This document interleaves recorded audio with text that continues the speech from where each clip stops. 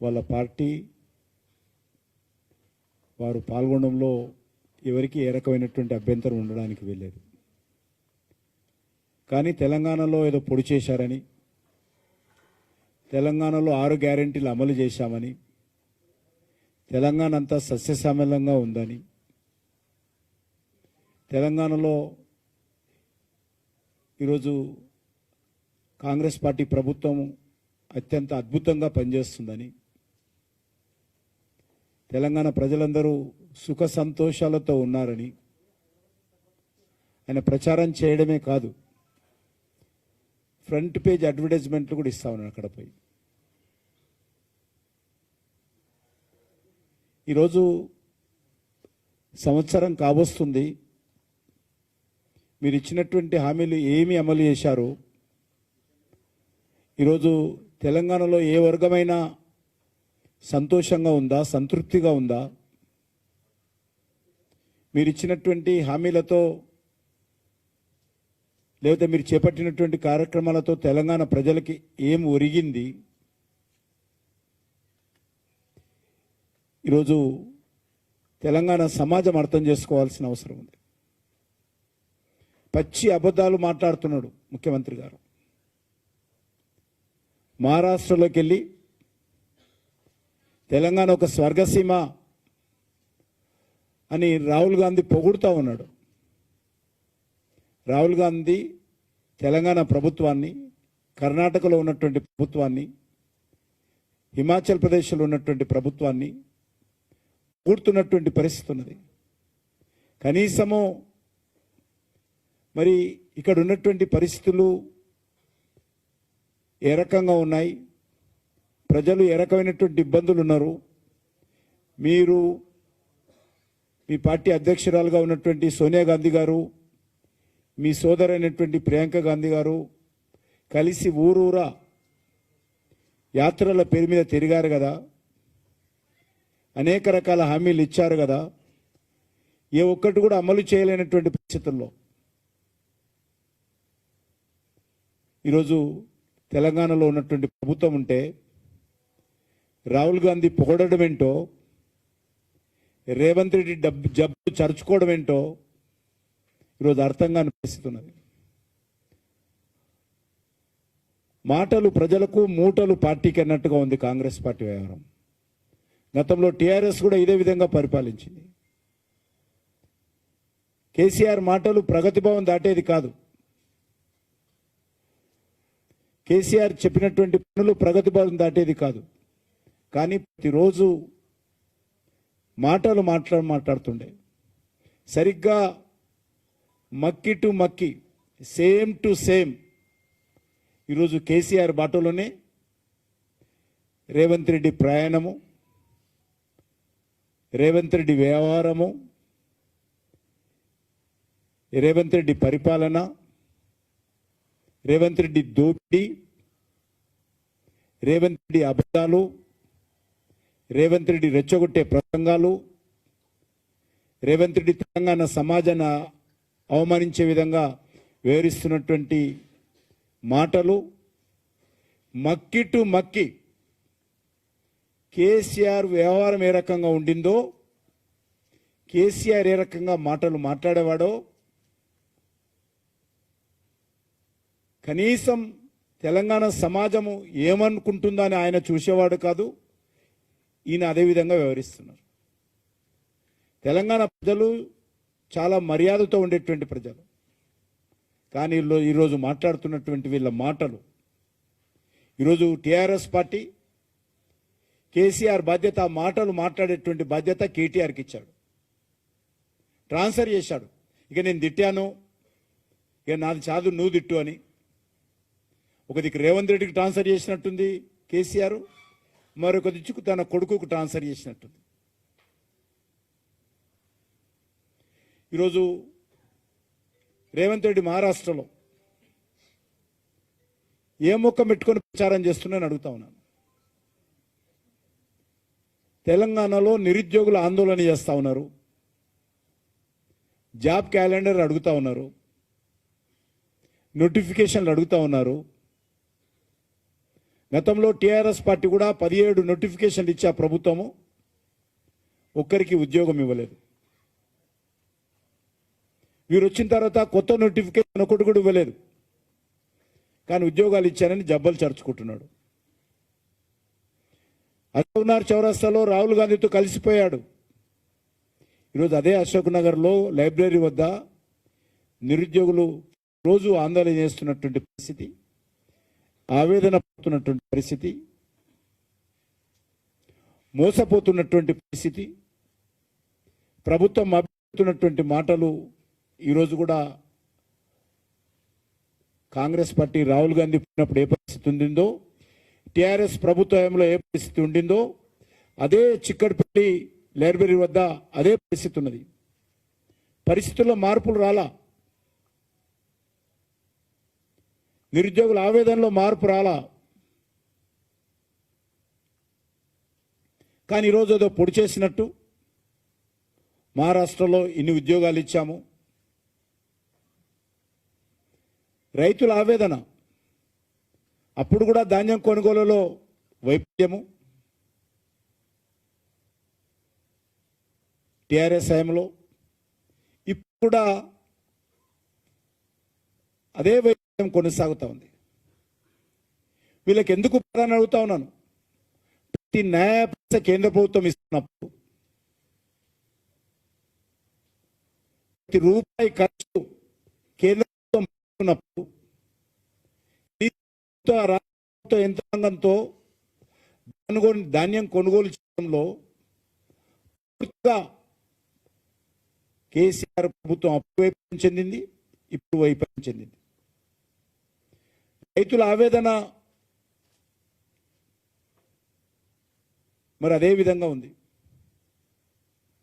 ఈరోజు ఇచ్చినటువంటి హామీలు, గ్యారంటీలు ఏ ఒక్కటి కూడా రైతులకు సంబంధించి అమలు కాలన్నటువంటి పరిస్థితి.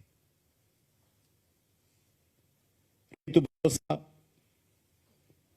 ఎకరానికి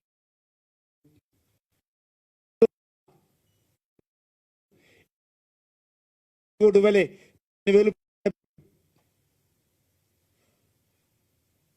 కౌలు రైతులకు 1,000,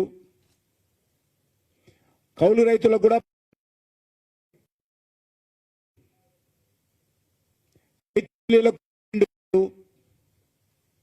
ఏమో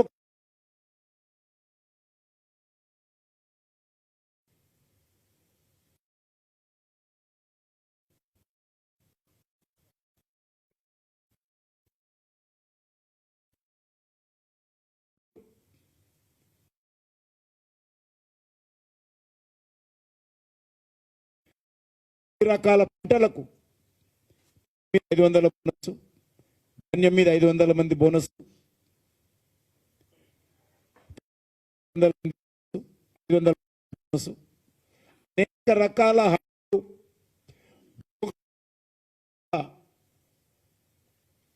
ఇచ్చి అధికారంలోకి వచ్చారు. ఈరోజు ధాన్యమని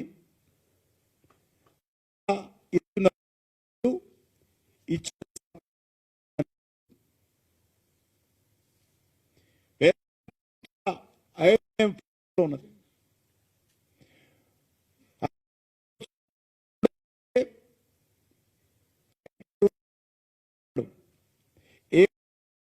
మంచి పద్మశ్రీ అవార్డు వచ్చాను. ఈ విధంగా ఈరోజు వ్యవహారం చేస్తున్నారు. తన కనుసైగల్లో ఈరోజు ఆడిస్తున్నాడు కాబట్టి పోలీసులు ప్రాథమిక బాధ్యత నుంచి వైఫల్యం చెందారు. హైదరాబాద్ నగరంలో మనం చూస్తా ఉన్నాం, వరుసగా దాడులు జరుగుతున్నాయి.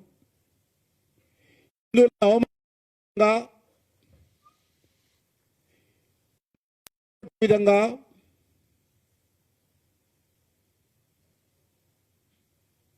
భక్తుల సెంటిమెంట్ను దెబ్బ హైదరాబాద్ ఉంటే ఏం చేస్తున్నారు అడుగుతా ఉన్నాను.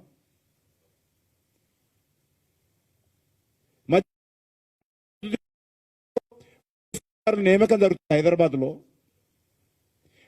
కమిషనర్ హైదరాబాద్లో మజ్లిస్ ఆదేశాలతో, రాహుల్ గాంధీ ఆదేశాలతో మరి ఈరోజు హైదరాబాద్ జరుగుతుంటే చేస్తుండో చెప్పాల్సిన అవసరం ఉంది.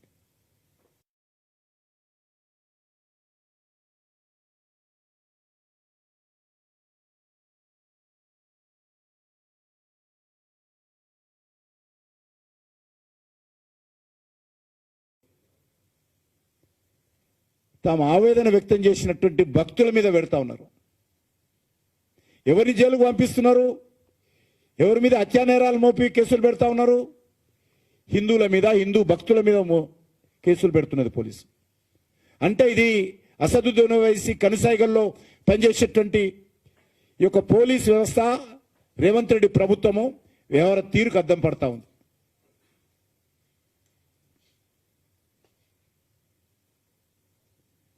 ఒకటి కాదు, రెండు కాదు, రోజు ఇదే పరిస్థితి ఉన్నది. ఇదంతా ఇక్కడ వదిలిపెట్టి ఆయన మహారాష్ట్రలో ప్రచారం చేస్తాడు. మహిళల మీద అత్యాచారాలు జరుగుతూ ఉన్నాయి. చర్చలతో జరపాల్సినటువంటి కార్యక్రమము కలెక్టర్ మీద దాడుల వరకు తెచ్చింది ప్రభుత్వం. రైతాంగంతో చర్చలు జరిపి ఒక ముఖ్యమంత్రి సొంత కాన్స్టిట్యున్సీలో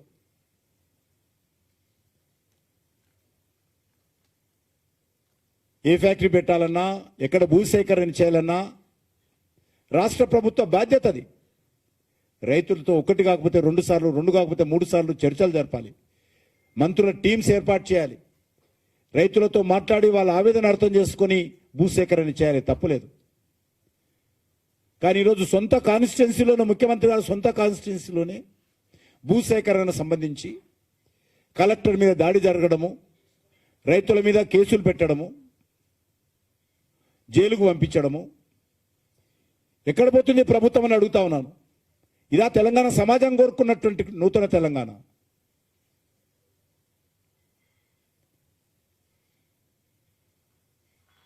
శాంతి భద్రతలు పూర్తిగా వైఫల్యం జరుగుతూ ఉన్నాయి. ఎన్నికలకు ముందు ఇచ్చినటువంటి హామీలు మీరు ఒక్కసారి ఆలోచించాలి. ప్రభుత్వం ఏమి హామీలు ఇచ్చామో, ఇంతవరకు ఏం చేశామో, ఎప్పుడు చేస్తామో, అసలు కనీస భవిష్యత్తులో ఈ హామీలు అమలు చేసేటువంటి అవకాశం ఉందా? ఆర్థిక వనరుల సేకరణలో ఏమైనా ఆలోచన ఉందా? ఎంతసేపు అప్పుల మీద తప్ప వేరే దృష్టి లేదు. జీతాలు ఇవ్వలేనటువంటి పరిస్థితి ఉన్నది. ఏ కాంట్రాక్టర్ కూడా ఈరోజు టెండర్లో పాల్గొనే పరిస్థితి తెలంగాణలో లేదంటే తెలంగాణ ఆర్థిక వ్యవస్థ ఏ రకంగా దిగజారిందో అర్థం చేసుకోవచ్చు. అది చిన్న పని కానీ పెద్ద పని కానీ. హైదరాబాద్లో రోడ్ల మీద గోతులు పడితే గోతులు పుడిచేటువంటి 5 లక్షల కాంట్రాక్టరు, 2 లక్షల కాంట్రాక్టర్ కూడా ఈరోజు ముందుకొచ్చే పరిస్థితి లేదు. అందుకే ఈరోజు తెలంగాణలో అభివృద్ధి కార్యక్రమాలన్నీ కూడా కుంటుపడే పరిస్థితి వచ్చింది. అప్పులు దొరకని పరిస్థితి. ఈరోజు తెలంగాణ రాష్ట్రానికి కేసీఆర్ పుణ్యమాని 8 లక్షల కోట్ల దోపిడీ జరిగితే అప్పు చేసి అన్ని వర్గాల ప్రజల మీద అప్పుల భారం మోపితే కాంగ్రెస్ పార్టీ అధికారంలోకి వచ్చిన తర్వాత ఏమైనా మెరుగైతుందా అని అనుకుంటే ఈ ప్రభుత్వం కూడా అప్పుల ప్రభుత్వంగా మారిపోయింది. ఎవరిస్తారా అప్పులను ఎదురు చూడడమే తప్ప ఈరోజు ఏమీ చేయలేనటువంటి నిస్సహాయమైనటువంటి పరిస్థితుల్లో ఈరోజు తెలంగాణ ప్రభుత్వం, ముఖ్యమంత్రి రేవంత్ రెడ్డి గారు ఉన్నారు.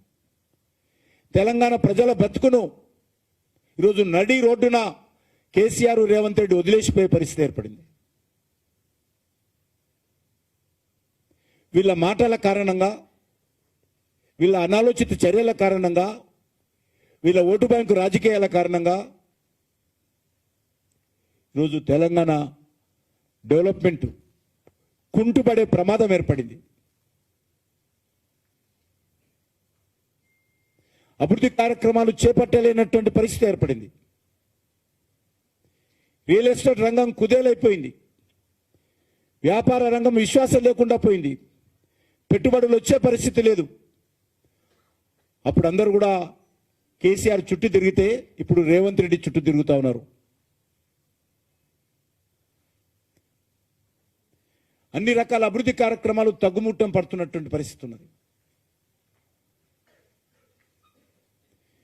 ఈ రెండు పార్టీల పరిస్థితి ఏంటంటే, మీరు మమ్మల్ని తిట్టండి, మేము మిమ్మల్ని తిడతాము, ప్రజలు మనల్ని చూస్తే చాలు, వాళ్ళకి ఇచ్చినటువంటి హామీలు అమలు చేయకుండా మేము చేయలేదు మీరు చేయకూడదు అన్నట్టుగా వ్యవహరించి చందంగా ఉంది. మీరు మమ్మల్ని విమర్శించండి, మేము మిమ్మల్ని విమర్శిస్తాం. ఇదా తెలంగాణ కావాల్సింది అడుగుతా ఉన్నాను. నిర్మాణాత్మకంగా గతంలో టీఆర్ఎస్ ప్రభుత్వం పనిచేయలేదు, చిత్తశుద్ధితో టీఆర్ఎస్ ప్రభుత్వం పనిచేయలేదు. ఈరోజు కాంగ్రెస్ పార్టీ పరిస్థితి కూడా వాళ్ళకు ఏ కోశాన లేదు. వాళ్ళ డిఎన్ఏలోనే, కాంగ్రెస్ డిఎన్ఏలోనే చిత్తశుద్ధి అనేది లేదు. టీఆర్ఎస్ కూడా కాంగ్రెస్ నుంచే పుట్టింది కాబట్టి, టీఆర్ఎస్ అధినేత కూడా నాటి కాంగ్రెస్ పార్టీ నాయకుడే కాబట్టి ఈ రెండు పార్టీల డిఎన్ఏ ఒకటే. మా వైఫల్యాల జోలికి మీరు వెళ్ళకండి, మీ వైఫల్యాల జోలికి మేము వెళ్ళము. మీరు మమ్మల్ని తిట్టినట్టు డూ ఫైటింగ్ చేయండి, మేము మీతో తిట్టినట్టు డూ ఫైటింగ్ చేస్తాము. ఎవరి మీద కేసులు పెట్టారా, ఎవరికి జైలుకి వెళ్ళారో ముఖ్యం కాదు. నా తెలంగాణ ఏ రకంగా అభివృద్ధి చెందుతూ ఉంది, నా తెలంగాణ ప్రజలకు ఇచ్చినటువంటి హామీలు ఏ రకంగా అమలు జరుగుతున్నాయో ఈరోజు తెలంగాణ ప్రజలకు కావలసినటువంటి ప్రధానమైనటువంటి సమస్య.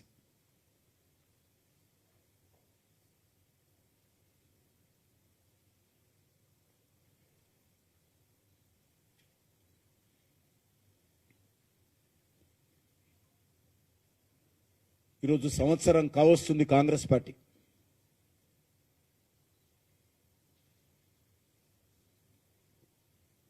అన్ని రకాల హామీలు తుంగలో తొక్కి ఈరోజు కాంగ్రెస్ పార్టీ పరిస్థితి ఏంటంటే, కాంగ్రెస్ పార్టీ ఏకైక ఏటీఎం స్టేట్ ఏదైందంటే ఈరోజు తెలంగాణ అయిపోయింది. అభివృద్ధి కార్యక్రమాలకు డబ్బులు లేవు, పెన్షన్లు పెంచే పరిస్థితి లేదు. వృద్ధుల పెన్షన్ కానీ, వికలాంగుల పెన్షన్ కానీ, దివ్యాంగుల పెన్షన్ కానీ, వితంతువుల పెన్షన్ కానీ ఏ ఒక్క పెన్షన్ పెంచే పరిస్థితి లేదు. ఏ ఒక్క కార్యక్రమం సమర్థవంతంగా అమలు చేసే పరిస్థితి లేదు. ఇదే పరిస్థితి ఇదే విధంగా కొనసాగితే తెలంగాణ చాలా నష్టపోతుంది. మాటలతోటే రాజకీయాలు చేయాలనుకుంటే, మాటలతోటే పరిపాలన చేయాలనుకునేటువంటి రెండు పార్టీలు ఏవైతున్నాయో, విమర్శలతోటే రాజకీయాలు చేయాలనుకునేటువంటి రెండు పార్టీలు ఏవైతున్నాయో, వీటి కారణంగా తెలంగాణ కొరిగేదేమీ లేదు. కేసీఆర్ కుటుంబాన్ని రేవంత్ రెడ్డి తిట్టినా, రాహుల్ గాంధీ కుటుంబాన్ని కేసీఆర్ తిట్టినా తెలంగాణకి ఏమీ ఒరగదనే విషయం ఈరోజు తెలంగాణ ప్రజలకు తెలుసు. తెలంగాణ అభివృద్ధి జరగదు. అసెంబ్లీ నియోజకవర్గానికి సాగునీటి సౌకర్యం కల్పిస్తా, హాస్పిటల్ నిర్మాణం చేస్తా, రెసిడెన్షియల్ స్కూల్ నిర్మాణం చేస్తా అని కేసీఆర్ చెప్పాడు, రేవంత్ రెడ్డి చెప్పాడు. కానీ కింది స్థాయిలో ఏమీ జరగలేదు ఇప్పటివరకు. ఈరోజు అనేక రకాల, ఈరోజు హైదరాబాదులో బస్తీ దవాఖానాలు ఉన్నాయంటే కేంద్ర ప్రభుత్వం ఇచ్చే నిధులతో జరుగుతూ ఉన్నాయి. ఈరోజు గ్రామ పంచాయతీలో ₹1 అయినా సరే పారిశుద్ధ కార్మికులకు, వీధి లైట్లకు ఖర్చు పెడతా ఉన్నారంటే కేంద్ర ప్రభుత్వం ఇచ్చిన డబ్బులతోటే. ఈరోజు పేద ప్రజలకు బియ్యం అందుతూ ఉన్నాయంటే కనీసం తినడానికి తిండైనా అది నరేంద్ర మోడీ గారి ప్రభుత్వం కారణంగానే.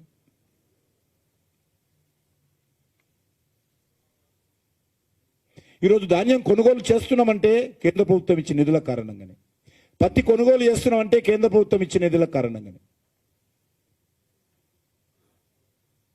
ఈరోజు తెలంగాణలో రవాణా సౌకర్యాలు మెరుగుపడతా ఉన్నాయంటే జాతీయ రహదారుల కారణంగానే. కానీ ప్రతిరోజు ప్రచారం మాట ఆర్భాటం, అభివృద్ధి మాత్రం నిల్ అనే విధంగా ఈరోజు ఉన్నది. పరిస్థితి ఈ రకంగా ఉంటే మీసాలకు సంపెంగా నువ్వన్నారు. ఆ రకంగా ఈరోజు మూసి 1,50,000 కోట్లు అభివృద్ధి చేస్తారు. మళ్ళీ ఆయన నల్గొండలో ప్రచారం మొదలుపెట్టిండు, పాదయాత్ర చేసిండు. ఆలు లేదు చూలు లేదంటే అది ఉన్నది సామెత. నల్గొండలో ప్రచారం చేసిండు. మేము మూసి ప్రక్షాళన చేసి నల్గొండ జిల్లాను సస్యశ్యామలం చేయాలనుకుంటే ఇలా అడ్డుకుంటున్నారని. ఏం చేయబోతున్నావు? మూసిని ఏ రకంగా అభివృద్ధి చేయబోతా ఉన్నావు? ఎంత ఖర్చు అవుతుంది? దాని కార్యాచరణ ఏంటి? దానికి డిపిఆర్ ఏంటి? ఏదీ లేదు. కానీ రెండు మాత్రం చేశాడు. ఇక్కడ ఇల్లు కొలగొడతా అంటాడు, నల్గొండలో రైతులను రెచ్చగొడతాడు.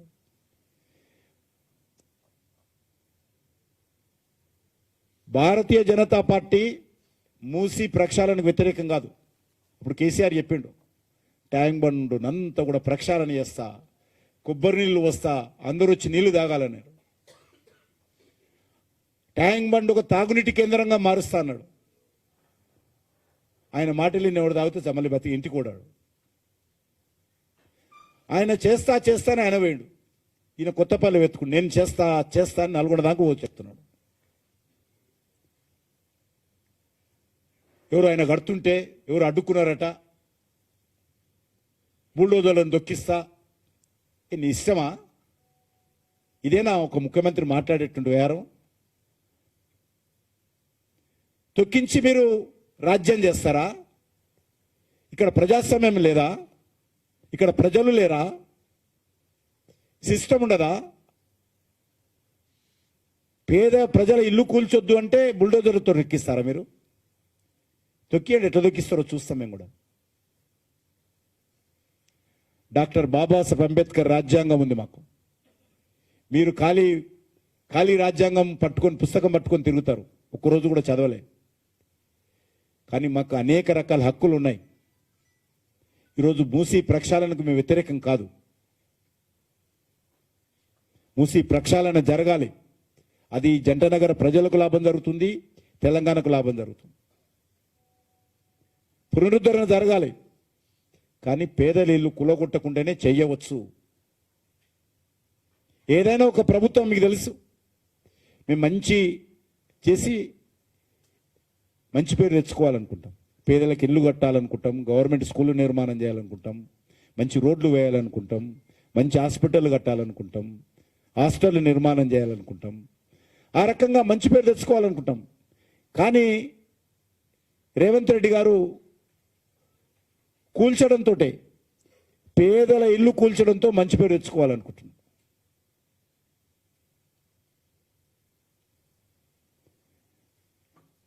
అందుకే మూసి మీద బుల్డోజర్లతో తొక్కియడైతే మేము చావడానికి సిద్ధంగా ఉన్నాం. పేదల కోసం చావడానికి సిద్ధంగా ఉన్నాము. రేవంత్ రెడ్డి గారు, మా ఎమ్మెల్యే పదవులు, మంత్రి పదవులు ఏం పోయినా, ఉన్నా ఉడినా ఏం లేదు. మూసి ప్రక్షాళన చేయండి, పేదల ఇల్లు కులగొట్టకండి. ఇది మా నినాదం. అందుకే రేపు రాత్రి ముఖ్యమంత్రి గారు సవాల్ విసిరారు. బస్తీలో ఉంటారా? బస్తీలో ఉంటే విరమించుకుంటా అన్నాడు. కాబట్టి పేదల కోసం, పేదలతో రేపు రాత్రి మేము వాళ్ళతో కలిసి ఉంటాం, వాళ్ళ ఇళ్లలో భోంచేస్తాం, మూసి పక్కనే నిద్రపోతాం రేపు రాత్రికి.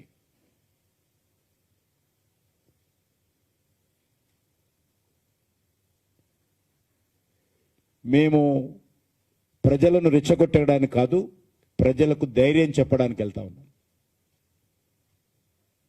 భారతీయ జనతా పార్టీ రెచ్చగొడితే ఒక్కరోజు కూడా ప్రభుత్వం కదలదు. కానీ మేము రెచ్చగొట్టడం లేదు. ఈరోజు అనేక బస్తీలలో చాలామంది హార్ట్ అటాక్స్తో చనిపోతున్నారు. తమ కష్టార్జితంతో తమ తండ్రులు, తమ కుటుంబ సభ్యులు అందరూ కూడా కష్టపడి కట్టుకున్నటువంటి ఇల్లు కూలగొడతామంటే రోజొక స్టేట్మెంట్ ఒక మంత్రి, కూలగొడతాం, ఎట్లా అడ్డుకుంటారో అడ్డుకోండి. ఎవరి మీద మీరు యుద్ధం అని అడుగుతా ఉన్నాను. పేదల మీద యుద్ధం చేస్తారా? పేదల ఇళ్ల మీదకి బుల్డోజర్లు పంపిస్తారా? పేదల కష్టార్జితాన్ని తొక్కేస్తారా? పేదల భవిష్యత్తును అంధకారం చేస్తారా? మీ దగ్గర ఎంత డబ్బు ఉంది? ఉన్న డబ్బుతో రిటైనింగ్ వాల్ కట్టి హైదరాబాద్ సంబంధించినటువంటి డ్రైనేజ్ అంతా కూడా దారి మళ్లించి మూసీలా కలవకుండా మీరు మూసి ప్రక్షాళన చేయండి. ఆ ప్రక్షాళన చేసేటువంటి కార్యక్రమంలో మొదటి పార, మొదటి తట్ట మేమెత్తుతాం. అంతే తప్ప పేదలను భయపెట్టించేటువంటి కార్యక్రమం, పేదల బతుకులను అవహేళన చేసేటువంటి కార్యక్రమం మంచిది కాదని చెప్పడానికే, పేదల ప్రజలకు ధైర్యం చెప్పడానికే ఈరోజు బస్తీలలో పోతే చాలామంది ఎంత ఆవేదనతో ఉన్నారో మీరు కూడా టీవీలలో చూస్తూ ఉన్నారు. కాబట్టి వాళ్ళ ధైర్యం చెప్పడానికే రేపు నాతో సహా మేమందరం కూడా హైదరాబాద్లో ఉన్నటువంటి మా పార్టీ నాయకులు, ముఖ్య నాయకులు అందరం కూడా ఆ ప్రజల ఇళ్లలోనే వాళ్ళు పెట్టిన తిరుడు తింటాము, వాళ్ళ ఇళ్లలో వాళ్ళతో పాటే రేపు రాత్రి ఉండాలని నిర్ణయం చేసుకున్నాం. ఆ రకంగా ఉండబోతా ఉన్నాం. ధన్యవాదాలు.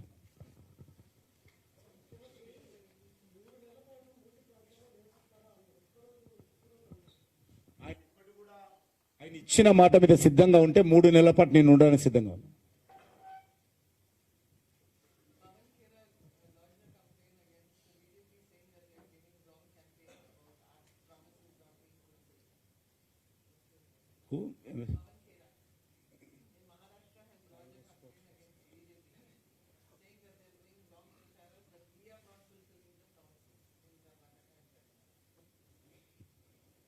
आप लिख सकते हैं आपका पेपर में क्या है, क्या इंप्लीमेंट हो रहे हैं आप ओरिजिनल आप लोग, मैं तो बोला ना अभी तक सब कुछ बोला मैं, आप लोग लिख सकते हैं तेलंगाना में क्या वादा किया है, क्या वादा इंप्लीमेंट किया है. मैं भी पूरा तेलंगाना में बॉम्बे में जाके पूरे प्रेस कॉन्फ्रेंस में बोला हूँ, 30 मिनट का प्रेस कॉन्फ्रेंस में. मैं अभी भी आज today and tomorrow I am going again Maharashtra election campaign. 17th, 18th I am going to Jharkhand. Coming 4 days I am going to stay. Tomorrow night I will come. Next day morning I will start from 7 o'clock flight to Jharkhand.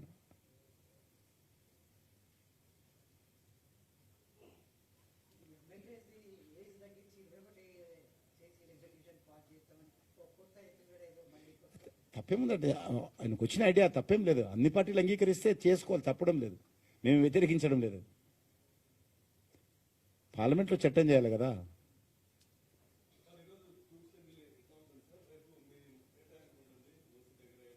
రేపు రాత్రికి వస్తాం, అక్కడ మూసి ప్రజలతో తిరుగుతాం. ఒక్కొక్క బస్తీలోనే ఉంటాం. మేము schedule ఇస్తాం మీకు. రేపు రాత్రికి ఏ బస్తీలో ఉంటామో బస్తీలో ఇంటింటికి ప్రజలను కలిసి ఆ బస్తీలోకి ఇంట్లో వాళ్ళ ఇంట్లో ఇంటి సభ్యులతో వాళ్ళు వండినటువంటి వాళ్ళు తినేటువంటి తిండిని తింటాం, వాళ్ళతోటి నిద్రపోతాం. రేపు రాత్రికి అంతా కూడా నివాసం ఉంటాం.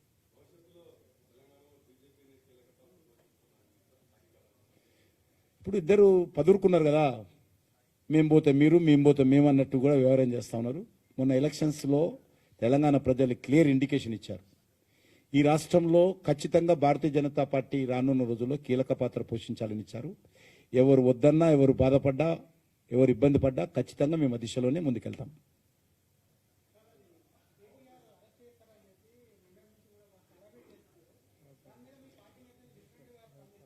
ఏమని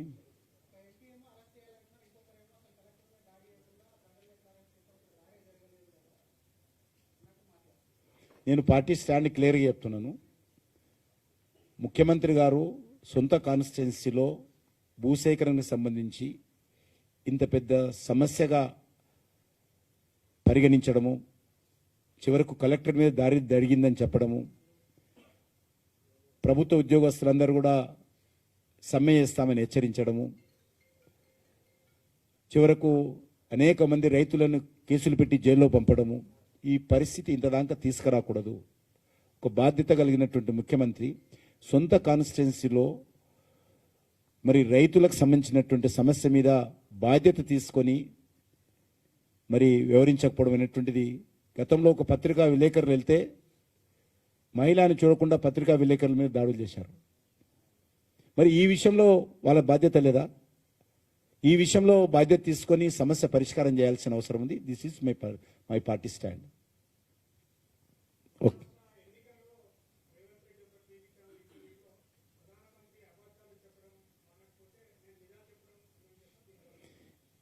ఇక్కడ మీరు చెప్పండి ఏది నిజమో తెలంగాణలో.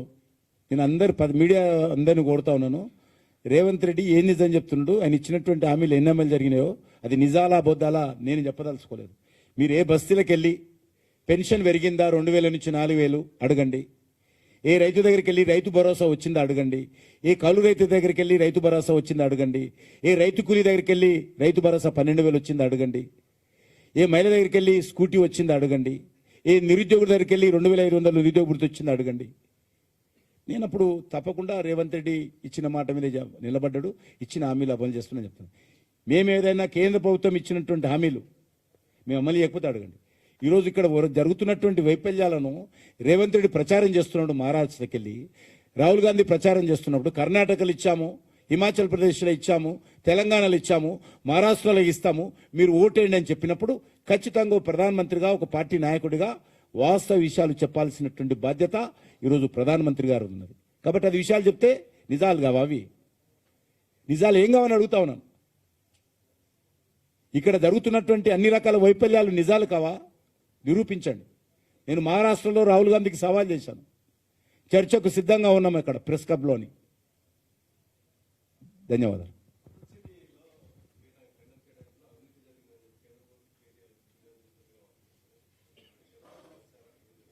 మేమేం కలవలేదు. ఖచ్చితంగా ఆ రకమైనటువంటి పొరపాటు జరిగితే దర్యాప్తు జరగాల్సినటువంటి అవసరం ఉంది. ఎక్కడైనా సరే, ఏ ప్రభుత్వమైనా సరే, ఏ పార్టీ అయినా సరే, అందులో ఎవరిని కూడా ఎగ్జామ్షన్ చేయాల్సిన అవసరం లేదు.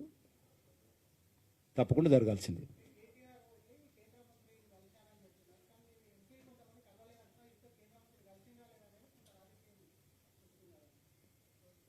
ఒక శాసనసభ్యుడు, ఒక మాజీ మంత్రి వచ్చినప్పుడు కలిసి ఉండొచ్చు, తప్పలేదు. అది కలవడంలో మా పార్టీ నా దగ్గరికి ఎంతోమంది అనేక పార్టీలు వస్తారు. నేను కేంద్ర మంత్రిని. ఎవరు వచ్చినా నేను నో అనను. నేను అందుబాటులో ఉంటే తప్పకుండా కలుస్తాను. ఎవరు వచ్చినా కలుస్తాను.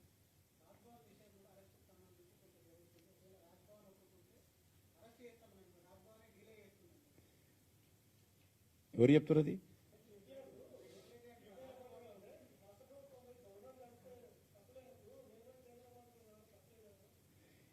ఎవరిని కలవడం తప్పులేదు.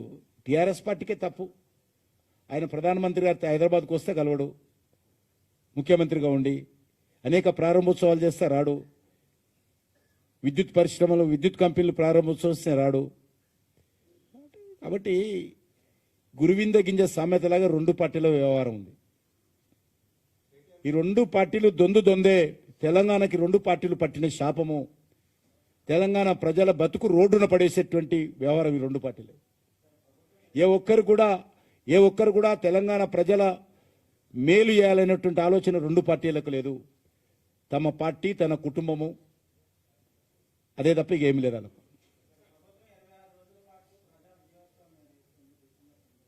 నిర్వహించండి. తెలంగాణ ప్రజలు మేము కూడా చెప్తాం కదా, మేము కూడా నిర్వహించడం మేము కూడా చెప్తాం.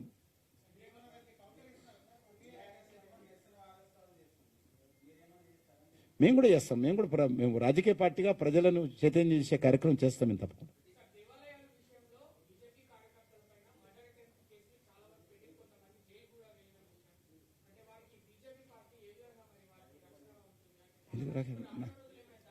నా పార్టీకి నేను రక్షణ ఉండకపోతే ఎవరు ఉంటారా? ఏదైనా సరే సిద్ధంగా ఉన్నాం మేమందరం కూడా. ఏదైనా సరే ఇది ప్రజల కోసం, లేకపోతే ఈ రకమైనటువంటి ఆధ్యాత్మిక దేవాలయాల మీద దాడులు జరిగినప్పుడు కానీ ఇలాంటి మేము ఎప్పుడైనా మేము సిద్ధంగానో ఎదుర్కోవడానికి సిద్ధంగా ఉన్నాం.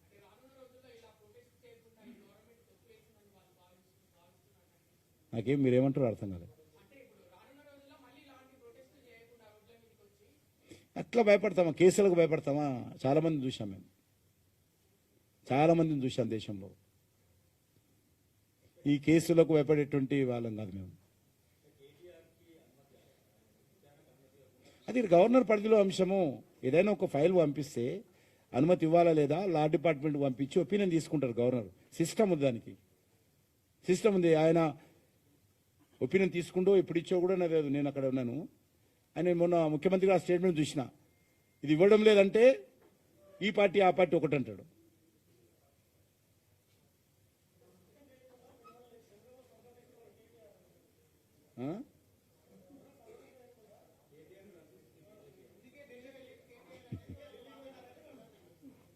సరే, ప్రజాస్వామ్యంలో ఓలకు వాళ్ళు ఊహించుకోవచ్చు, తప్పేం లేదు. ఎవరైనా ఊహించుకోండి, ఏ రకమైన ఊహించుకోండి. మాకేం గవర్నర్ గారు ఏమో సంతకం పెడతాడు, రోజు మేము పర్యవేక్షణ చేస్తాడా కేంద్ర ప్రభుత్వం? గవర్నర్కు విచక్షణ లేదా? గవర్నర్ అధికారాలు ఉన్నాయి, వ్యవస్థ ఉంది. గవర్నర్కు అన్ని రకాల సలహాలు ఇచ్చేటువంటి వ్యవస్థ ఉంది, లీగల్ ఒపీనియన్ తీసుకుంటారు. నాకు తెలిసినంత వరకు ఇది ఏమి ఇచ్చాడో తెలియదు, ఆ కాగితంలో ఏముందో కూడా తెలియదు, గవర్నమెంట్ ఏం పంపించారో కూడా తెలియదు నాకు. ఏం చేయమంటావు నన్ను?